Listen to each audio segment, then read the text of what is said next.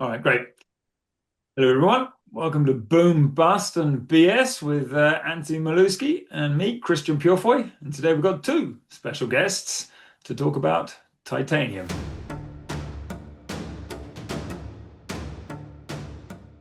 Well, not just titanium. We're going to talk about exploration in Canada and national security. Right? It's always interesting. So, hey guys, I appreciate you guys coming on.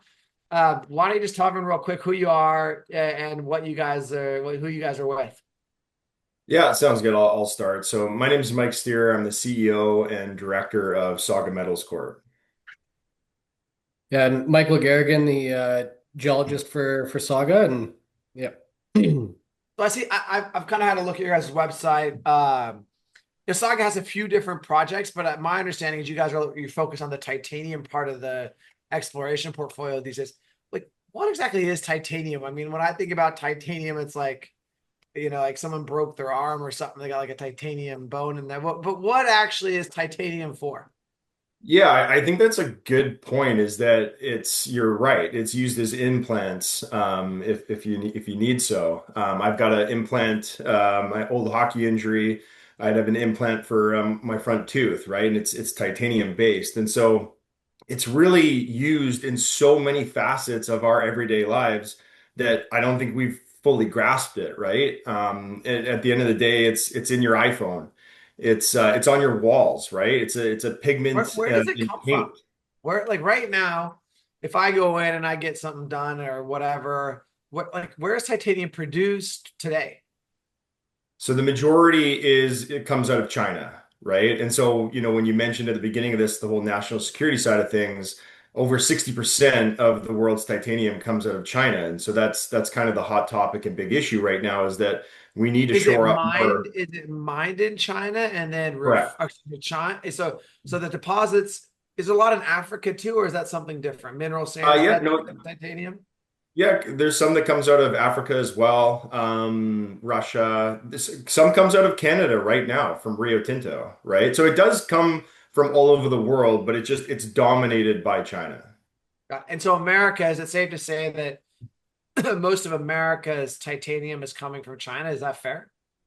I think that's a fair statement. And again, to come back to the national security side of things, United States is one of the largest manufacturers of titanium metal. So like your end use products that companies like Boeing or Airbus or Lockheed Martin would use. But they don't mine really any titanium. Like they import the majority of their full consumption, right? And Is so titanium that's on, do you know, is titanium on any of I know like in the recent months, there's been these sanction lists and critical minerals lists and all this sort of stuff. Do you know, in terms of America, is it on any of those lists? Absolutely, yeah. 100%. Yeah. Like, so has China put tariffs on titanium? Not at this point in time, but it has come up recently as a threat of one potential metal that they would not even just tariff, but potentially cut off the exportation of it to other countries. And yeah, and it's being used on fighter jet in America, right? This is literally national defense. Fighter jets are made out of this stuff. What Also, about drones? Do they use titanium in drones? Probably, I would think. Like Yeah, exoskeleton, maybe. it's used in aerospace applications, so it certainly could be. I haven't specifically looked up drones, but it's in airplanes, satellites, spaceships, fighter jets. Lockheed Martin's F-35 Raptor uses 40% structural titanium. and there's no replacement for titanium When in you said these. Raptor, I was thinking about the Ford Raptor. I wonder if there's titanium in cars. Do they put? There must be titanium in automobiles as well, right? Or Automotive, yep, there are applications as well. Chemical processing. Do either of you guys golf? Right? It's in your not tennis. very well. It's in your golf clubs. It's also in tennis rackets. Okay, Pretty so sure. titanium is kind of like a lot of these, Christian, we're always talking about minor metals and critical minerals, and it's in the same category. So it's sort of the same setup. It's critical to all these military applications. It's used in a bunch of stuff we don't even know it's being used in our golf clubs. And And China there's always controls it. one problem. China control it's back to China. So you guys, so I guess what's interesting, Mike, you guys have a company. It's listed on the TSX, right? Yeah, I think it is. Correct. TSX Venture, yeah. And you've got an asset in Canada. And you guys tell me a little bit where you guys are at. You guys have drilled, I know, quite a bit. And what's the size of your titanium deposit today? And like, how does that fit in around like other global deposits and that sort of thing? Yeah, Mike, if you want to jump in, I'll let Yeah, you you go. bet. So yeah, we have done our maiden drill program. I'll probably like correct you a little bit, is we haven't done a ton of drilling, but we are pretty advanced within the project. And this kind of comes back to a big discussion within the junior mining industry in Canada and the critical minerals and everything that we're looking for. Canada and North America has a ton of these, but for a long time, Canadian companies have looked elsewhere around the world. So this is kind of a perfect example, is this titanium vanadium deposit that we're looking at And is by the way, pretty early when I tell you, Mike, stages. I just interrupt you. We literally just published on vanadium, like You a week did. ago. Yeah, Yes. absolutely. And I read that article and I honestly thought it was a brilliant article. And titanium and vanadium, in my opinion, go hand in hand. They are quite often found in not only the same deposits, but often the same minerals. As is the case with our project, is we are getting titanium and vanadium locked up in titanomagnetite. So when I hear magnetite, and I'm not a geologist, I just play one on TV, I think about iron ore. Is there a Absolutely. relationship? Is there a relationship between your deposit and iron ore? Correct. Absolutely. You're absolutely right there. Yeah. Okay, so you're Interesting. saying that Canada and North America have got a load of these minerals, but there's been this problem they have them in mind. Is that changing? Correct. So, yeah, and it's kind of an interesting discussion. And what Russia and China has done really good at is going at these really large tonnage, layered mafic intrusions, big deposits of Hey, hold up. titanium. I gotta hold you right there. You lost me at layered. What is that? I don't even know what you're talking about. You gotta help us out here. So a layered mafic intrusion?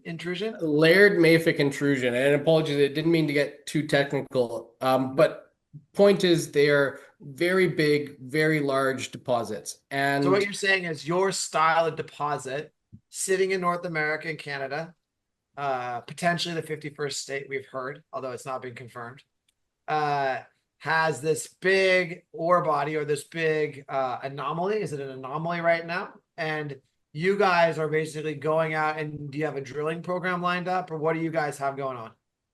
yeah, absolutely. So we've started to find the shape of the anomalies in the ore body, and we're continuing to do the drilling to essentially try and prove how big this thing actually is. And it very well could be massive, and that's what we're hoping to prove to the markets. How much are you guys drilling? How many meters do you guys have scheduled? So the next drill program, we're looking at doing about 10,000 meters. That's going to hit our main targets that will allow us to infer the 20-kilometer trend that we believe is mineralized. So right now, there's not an inferred resource on the property. It's just you guys are kind of kicking off the drilling program to create one. Is that right? Absolutely. That's correct. Yeah. And remind us who else produces titanium in Canada? Does anyone? Rio, maybe? Rio Tinto at the mine Lac Teal in southeastern Quebec. They, as far as I know, are the only big time producers of titanium coming really out of North America outside of your ilmenite sands. There's So a when you small one, produce sorry, there's a with small one Rio, in America, right? In Utah or something, I thought. Very small. They're very well, like there's I know if you follow the Appalachians down, there like I think Tennessee has one. There's ilmenite sand deposits and they're pretty rich in titanium. The problem with those deposits is because they're like a sedimentary sand, essentially a placer deposit. Quite often they're not that big, and that's been the big difference between say China and Russia and what the Western nations have done is we've looked at these placer deposits, if you will, as being easy and cheap to mine, where Russia and China has looked at these great big deposits that yes might take more capital to get it going, but they might have 75, 150-year mine lives. and a deposit like your guys, and I know it's early, but what order of magnitude of capex is something like this going to require? Is it in the low hundreds of millions, or I mean, I know who knows, but it seems like it's hard to raise $1 billion today, right? I mean, it's challenging.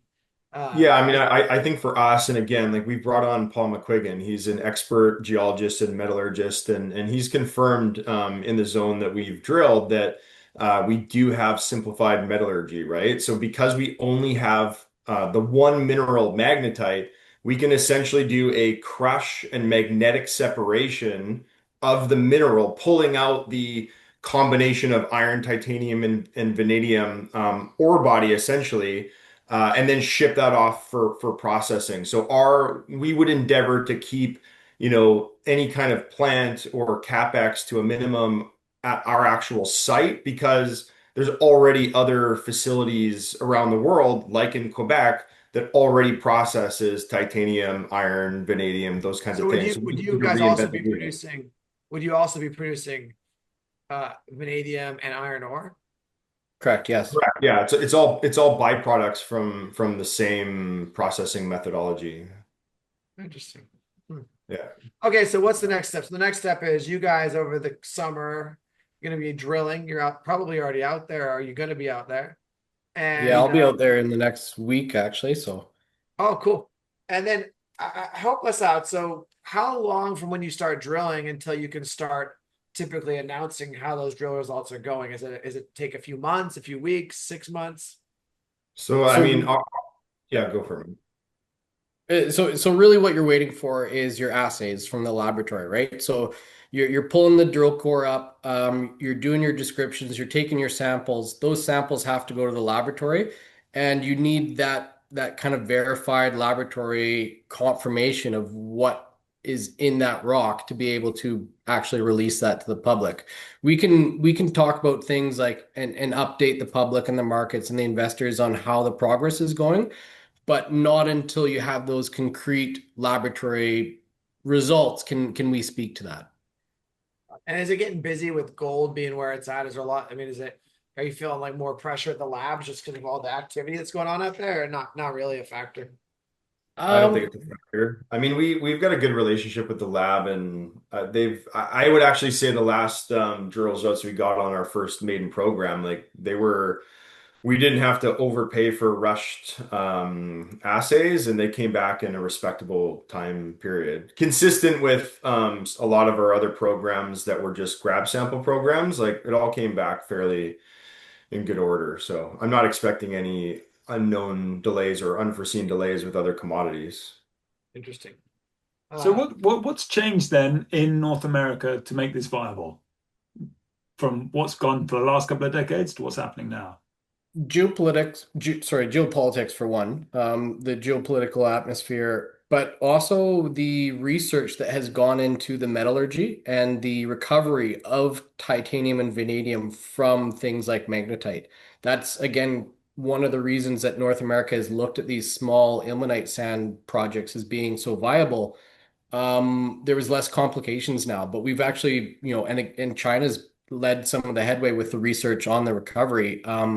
It's potentially at a massive turning point where like these big deposits are potentially even more viable, more economically viable than they've ever been before. I've had people reference that it's kind of on, and again, not to get technical, but on the verge of when we worked out the models and the research for copper porphyry deposits. That changed the copper industry for forever, like globally. And it kind of feels like we're on the verge of that. so what's next steps here? I mean, it seems like for the market, just updating on this drilling program is going to be really, really key to kind of just everything. It sounds like from my perspective. I mean, in addition to the geopolitical environment, which you don't control. I mean, that's just is what it is. But it seems like this drilling program is pretty critical. Yeah, for sure. And just to back up, 1 second, I think one important factor here is that the maiden drill program that we did sort of confirmed the thesis that not only does this magnetite set below the surface, but it is quite extensive and has the ability to be quite, large across the entire property. And so this is utilizing a combination of grab samples, geophysics, which is essentially utilizing a magnetometer, which detects the magnetic levels coming from underneath the surface, and then using that to drill essentially. So All of that combined is what got us to where we are right now, that has confirmed this 500-meter zone that is quite extensive just within this small zone. We have 19 and a half more kilometers at minimum to go drill, with about 4 immediate priority targets that this summer we're going to be doing that same geophysics on, to get that same below the surface 3D, image and anomaly that you can see, so that Mike can take that to delineate, exactly where do we want to put the drills. And then we're going to move that along the property, along the remaining 19 and a half kilometers. So again, this is where, when you compare it to other projects, this 20-kilometer inferred zone is unbelievable. That's pretty cool. So just for the people who aren't mining engineers or even, that close to the industry, I mean, 20 kilometers, I'm just thinking about how long that is. I can't go jog 20 kilometers. Let's put it that way. I mean, probably lucky to do 5, but how do you have to put the roads in to get a drilling spot, or is it kind of open? Is it forested? How hard is it to actually get out there and drill this thing? So Well, that's a great point, Mike. If you don't mind, I kind of step in there. Is yeah. one of the amazing things about this property is we are 10 kilometers from the coastal town of Cartwright, Labrador. So we have unbelievable infrastructure. Like we have a road that literally takes us about 100 meters from our main mineralized zone. So in other projects where you're expecting heavily forested areas and you're punching big roads in, yes, we are putting roads in to get the drill exactly to where we want it, but it's a matter of a kilometer or two, or a mile or two, or a couple hundred meters, rather than 10, 15, 20 kilometers. So that is a huge difference and advantage that we have. Well, and to kind of help people with that, when we say we're going to put a road in from, say, one of the already existing access roads that would come into the property where you would actually drill, we're not talking about your typical road, in your neighborhood. Like, we're not paving this thing, or it doesn't require a whole, extensive amount of work to do it. We're talking about using an excavator to just create a proper, nice, smooth surface so that we can move a drill along, right? So it's a very simplistic process. Doesn't, cost a whole lot to do it, but it's going to be game changing in terms of being able to move that drill along and just keep going along the whole 10,000 meters that we want to do, right? Well, that's exciting. Well, look, I'm really glad you guys have come on the show and tell us a little bit about titanium. I'd love to have you guys back when some of your results start coming in. Help us kind of understand what the meaning of it is, and maybe come back on and give us an update on the market as things continue to develop inside of the US, and Elon and Trump work out their problems. Bromance. Yeah. So look, really appreciate it. And thanks a lot for coming in. Yeah, thanks, Yeah, guys. Appreciate you having us on today. Cheers, yeah, I guys. really appreciate it. Thanks, guys.